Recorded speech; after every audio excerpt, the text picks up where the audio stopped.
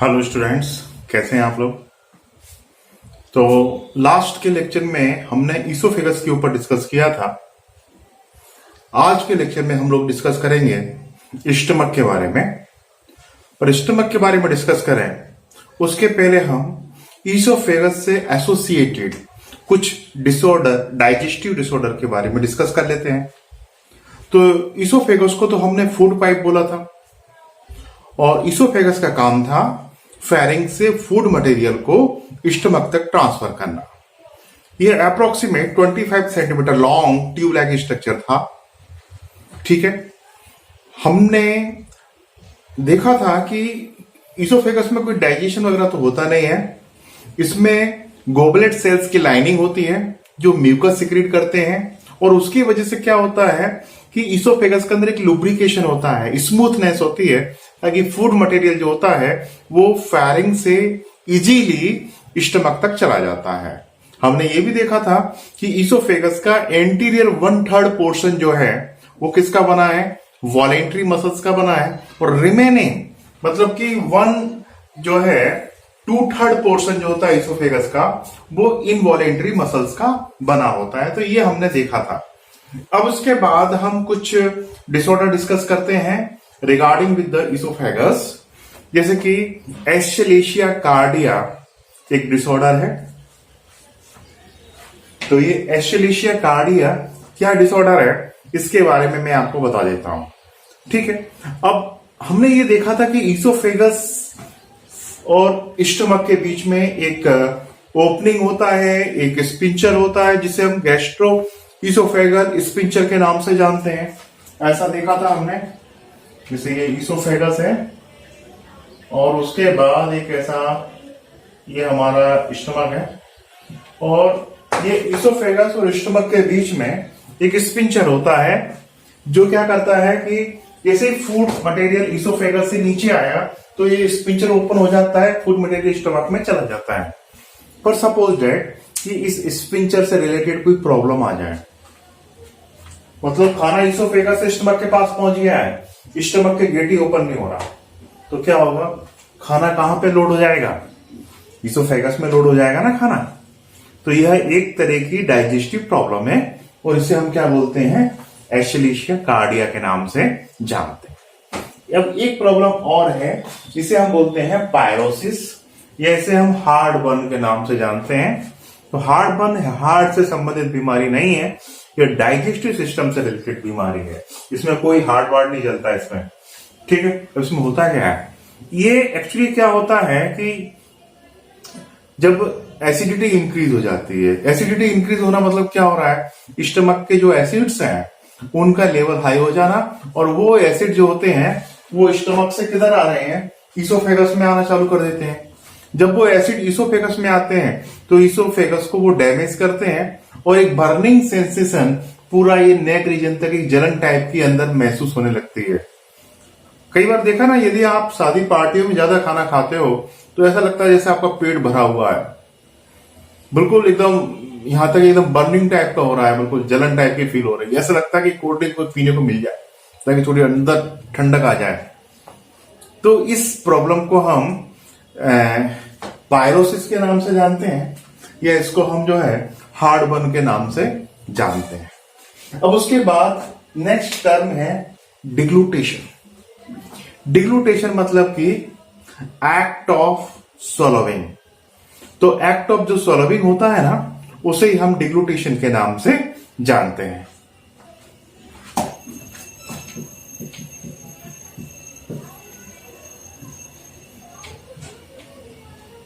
वैसे मैं आपको बता दूं, स्वॉलोविंग एक कॉमन इंग्लिश का वर्ड है और डिग्लूटेशन जो होता है वो हमारा बायोलॉजी का वर्ड है। तो एक्ट ऑफ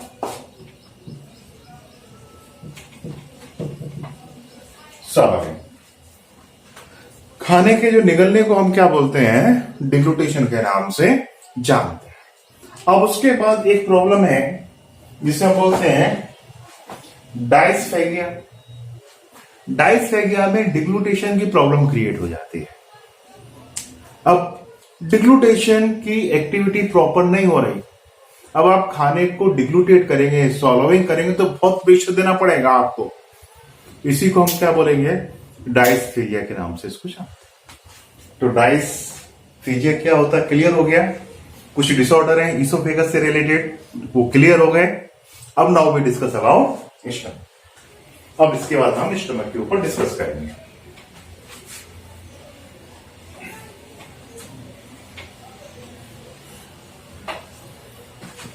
तो देखिए स्टूडेंट्स, स्टमक कैसा है। हाँ, स्टमक कैसा है, स्ट्रक्चर जरा देखो। जैसे ये इसोफेगस आया,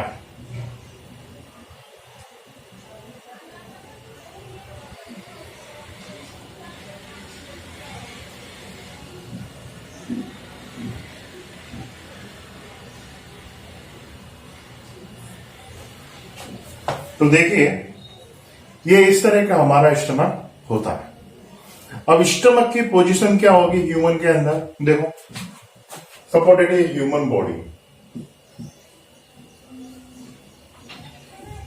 अब ये हमारा पार्टीशन, जिसको हमने क्या बोल दिया, डायफ्राम।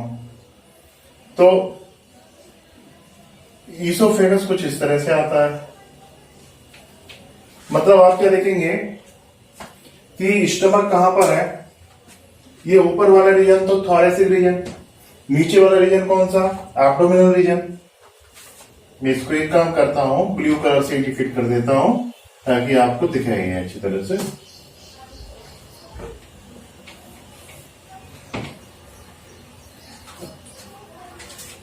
अब जैसे ये हमारा बॉडी,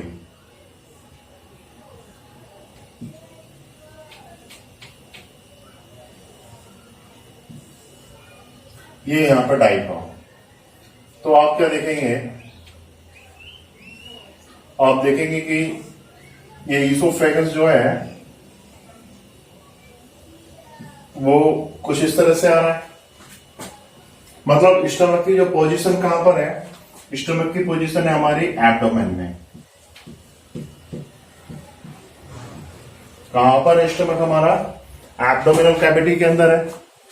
और एब्डोमिनल कैविटी में किस साइड में ये हमारा, जैसे ये हमारा देखिए जहां पे हमारे रिब्स खत्म हो रहे हैं, इधर क्या हो गया, एब्डोमिनल रीजन आ गया। तो एब्डोमिनल रीजन में जो लेफ्ट साइड में हमारा स्टमक होता है, तो स्टमक कहां पर है, लेफ्ट साइड में। ठीक है, तो now we discuss about the stomach.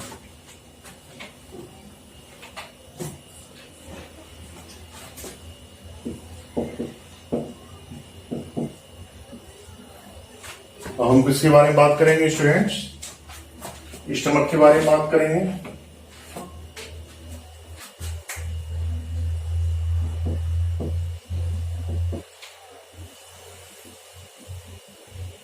Stomach location क्या है इसकी,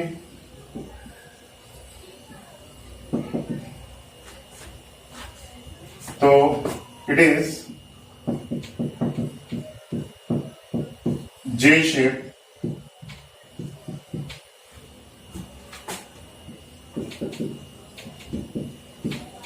structure of एलिमेंट्री कैनाल। ये एलिमेंट्री कैनाल का कैसा स्ट्रक्चर है, जे शेप स्ट्रक्चर है ये stomach.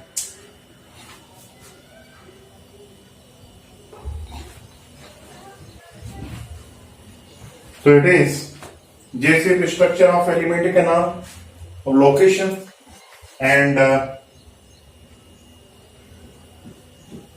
present at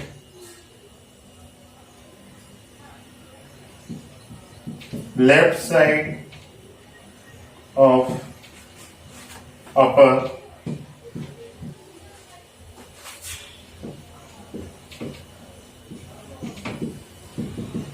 abdominal cavity. तो ये हमारा जो देखो, ये हमारा एब्डोमिनल कैविटी है और ये इसका राइट साइड और ये इसका लेफ्ट साइड। तो हमारा एब्डोमिनल कैविटी का जो लेफ्ट साइड है, तो यहां पर ये प्रेजेंट होता है, यहां पर हमारा जो ये स्टमक प्रेजेंट होता है।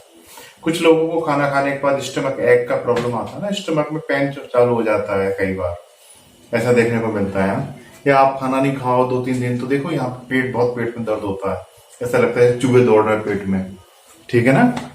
तो ये क्या है, present at the left side of the upper abdominal cavity, ये प्रेजेंट होता है। इसका जो लेंथ होता है, शेप कैसा है इसका, जे शेप है, और इसकी जो लेंथ होती है, इसकी लेंथ होती है स्टमक की अप्रोक्सीमेट 14 सेंटीमीटर। कितनी सेंटीमीटर होती है, 14 सेंटीमीटर इसकी लेंथ होती है। अब देखो यहां 2 दरवाजे हैं। दरवाजे, डोर से मेरा मतलब क्या है, देखो ये एलिमेंट्री कैनाल में यहां भी दरवाजे होंगे ना, डोर होंगे ना, उनको हम स्पिंचर बोलेंगे। तो कंफ्यूजन पड़ने की जरूरत नहीं है आप लोगों को। देखो ये हमारा क्या है, ईसोफेगस। अब यहां से फूड कहां जा रहा है, यहां से फूड जा रहा है हमारा स्मॉल इंटेस्टाइन का फूड जा रहा है, ठीक। तो एक तो दरवाजा यहां पर है, एक तो डोर यहां पे,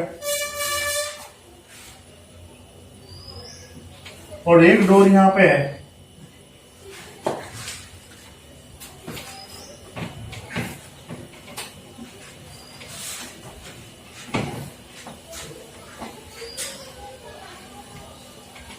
तो अब देखिए 2 डोर है, ये जो डोर है ना,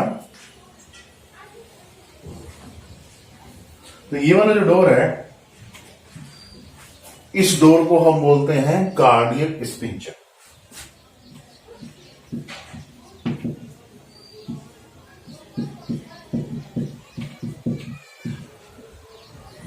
कौन सा स्पिंचर बोलेंगे इसे, कार्डियक स्पिंचर। और यहां पर ये जो स्पिंचर है ना, तो इसे हम बोलेंगे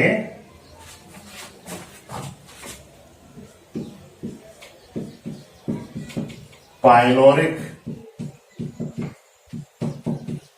स्पिंचर। इसे अपन क्या बोलेंगे, इसे हम बोलते हैं पाइलोरिक स्पिंचर। अब हमारा स्टमक जो होता है ना, वो 4 पार्ट में डिवाइडेड होता है। तो देखो ईसोफेगस से फूड मटेरियल आया, तो एक तो हमारा स्टमक ये वाला हो गया, ईसोफेगस के पास वाला, ये देखो ईसोफेगस के पास वाला हो गया ना, इसको मैंने ग्रीन डॉटेड स्ट्रक्चर से बनाया है ना। तो ये वाला जो स्टमक का पार्ट है ना, ये बिल्कुल दिल के पास में होता है, हार्ट के पास में होता है। इसको हम क्या बोलते हैं, इसको बोलते हैं कार्डियक स्टमक। ये कौन सा हो गया, कार्डियक स्टमक। तो स्टमक का पहला पोर्शन कौन सा हो गया, कार्डियक।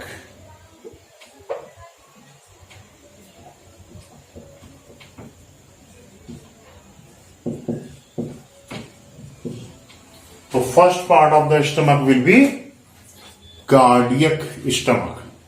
इसे कार्डिया भी बोलते हैं एनाटॉमी के अंदर, ह्यूमन एनाटॉमी में कार्डिया के नाम से भी जानेंगे इसको, ठीक है। स्टमक का दूसरा पोर्शन देखो, ये यहां पर है, सबसे टॉप पर है,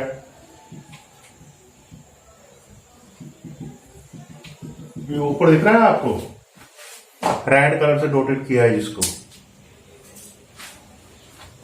ये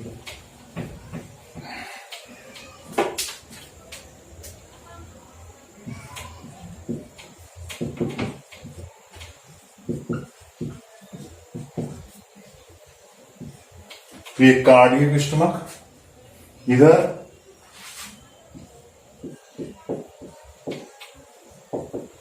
फंडिक,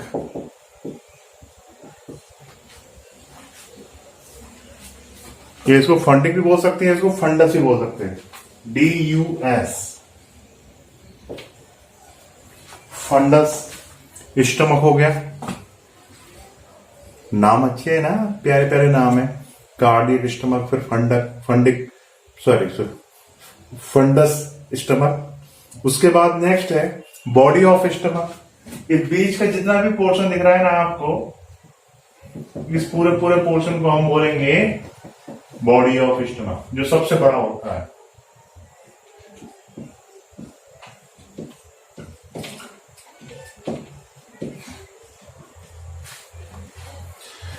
तीसरा पार्ट कौन सा हो गया? Body of stomach. और उसके बाद ये नीचे वाला पोर्शन, इसे मैं वापस रेड कलर से डोनेट कर देता हूं। इसे हम बोलते हैं, ये हो गया हमारा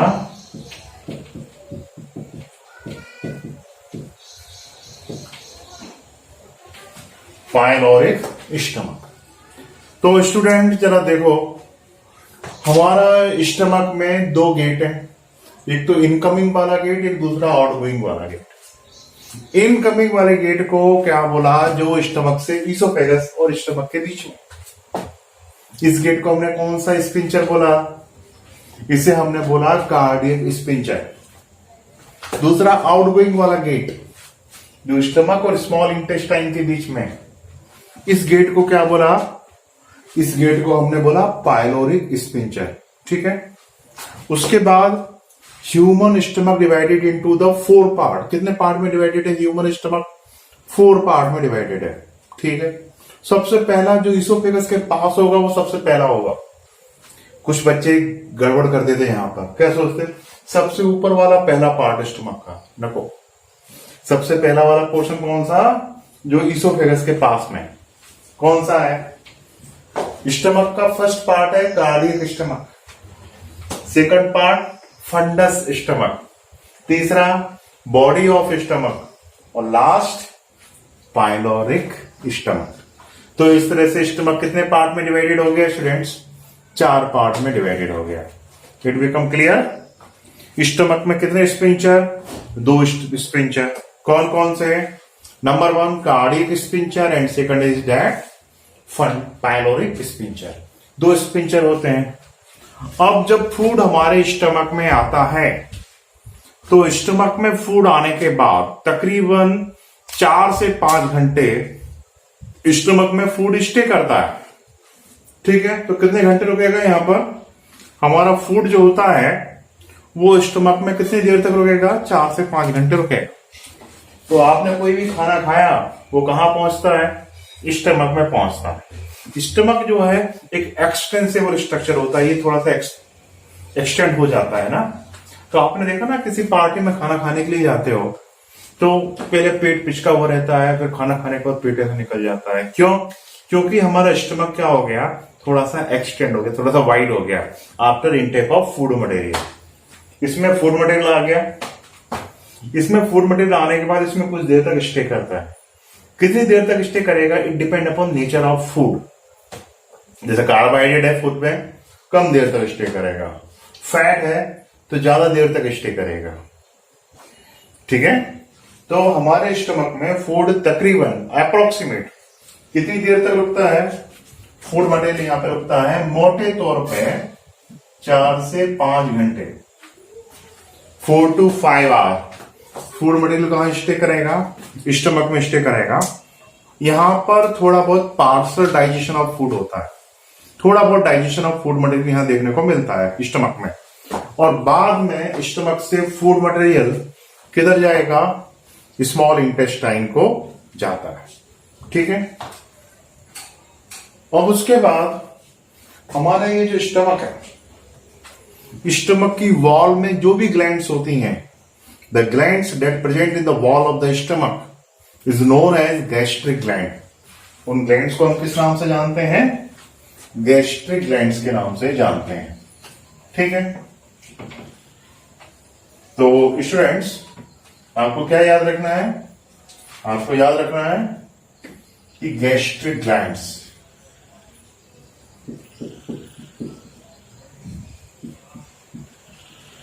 ये क्या है? गैस्ट्रिक ग्लैंड्स ये है हमारी glands that present at the wall of stomach. तो हमारे स्टमक की वॉल में जो भी ग्लैंड्स हैं उन्हें हम क्या बोलते हैं? गैस्ट्रिक ग्लैंड के नाम से जानते हैं। और गैस्ट्रिक ग्लैंड्स से जो भी मटेरियल निकलता है, all this material is known as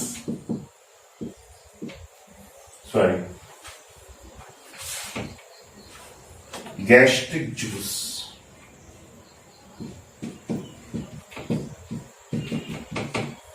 उसे हम कौन सा जूस बोलते हैं? गैस्ट्रिक जूस के नाम से जानते हैं। तो गैस्ट्रिक ग्लैंड्स कहां प्रेजेंट है? स्टमक की वॉल में प्रेजेंट है। ये क्या सिक्रेट कर रहे हैं? गैस्ट्रिक जूस सिक्रेट कर रहे हैं। बरोबर, समझ में आया आपको? अब इसमें कौन कौन सी ग्लैंड्स हैं? गैस्ट्रिक ग्लैंड्स में कौन कौन सी ग्लैंड्स होती हैं? तो स्टूडेंट्स, गैस्ट्रिक ग्लैंड्स में 3 तरह की ग्लैंड्स होती हैं। वो कौन कौन सी 3 तरह की ग्लैंड्स हैं जिनके सिक्रीशन मिलकर क्या बना रहा है?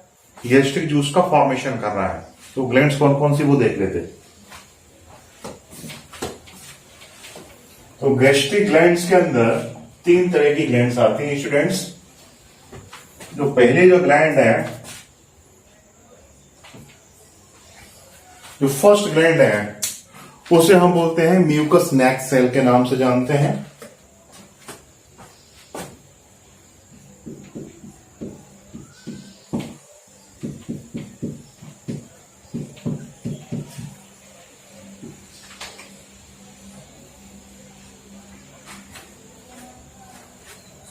उसे हम क्या बोलेंगे स्टूडेंट्स? म्यूकस नेक सेल के नाम से जानते हैं। अब ये म्यूकस नेक सेल कैसे? जैसे मान लो सपोज दैट गैस्ट्रिक ग्लैंड्स कुछ इस तरह से हैं।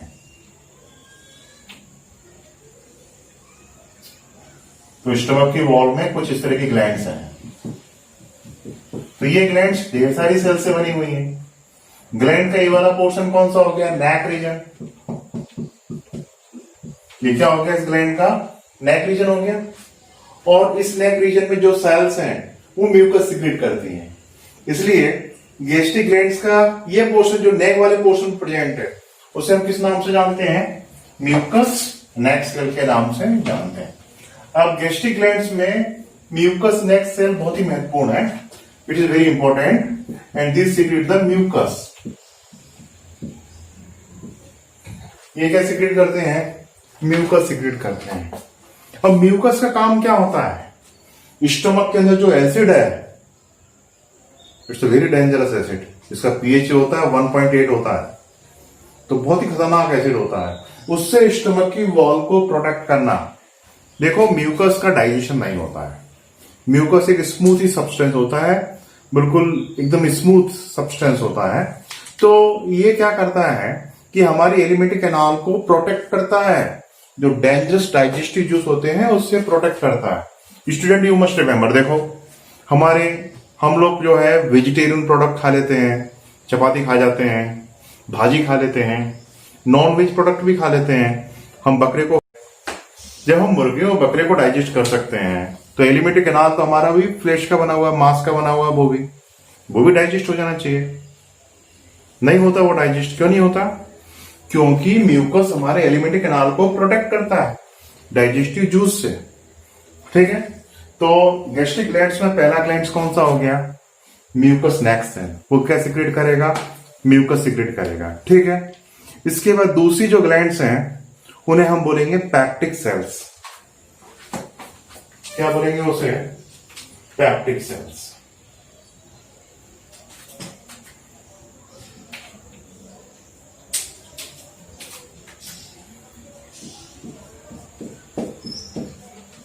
पैप्टिक सेल्स इसके अल्टरनेट नेम है, जैसे कि चीफ सेल्स की बोलते हैं इसको हम चीफ सेल के नाम से भी जानते हैं। और यहां एक एंजाइम सिक्रेट करती हैं। ये 2 एंजाइम सिक्रेट करती हैं। उस एंजाइम्स के नाम है pepsinogen and prorenin.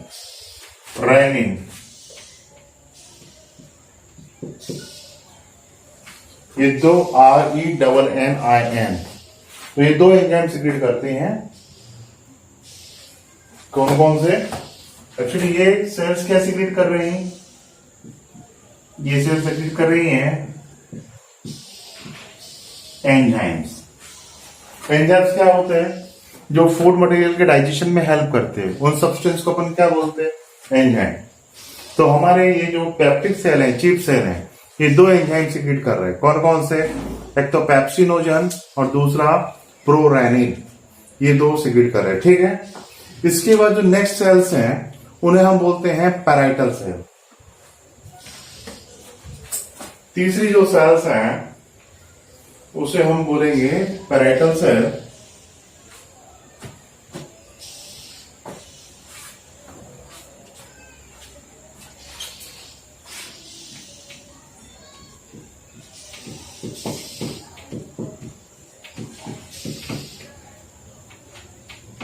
Parietal cell, parietal cell का एक अल्टरनेट नेम है, इसे हम ऑक्सेंटिक सेल के नाम से भी जानते हैं।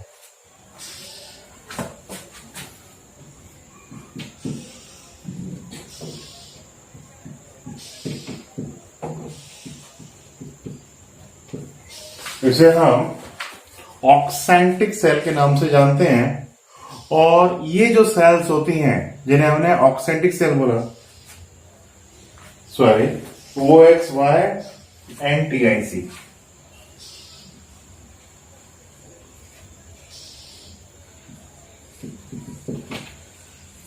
तो OXYNTIC,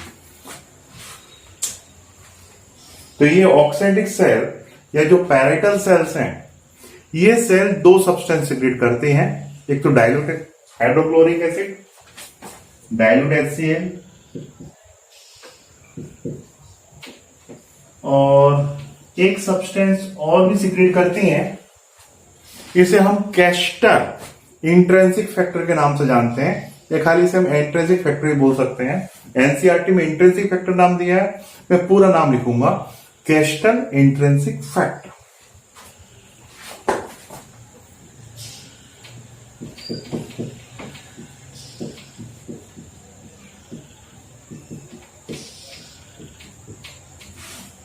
तो ये कैस्टर इंट्रिंसिक फैक्टर को सिक्रेट करते हैं। कौन से? Parietal cell.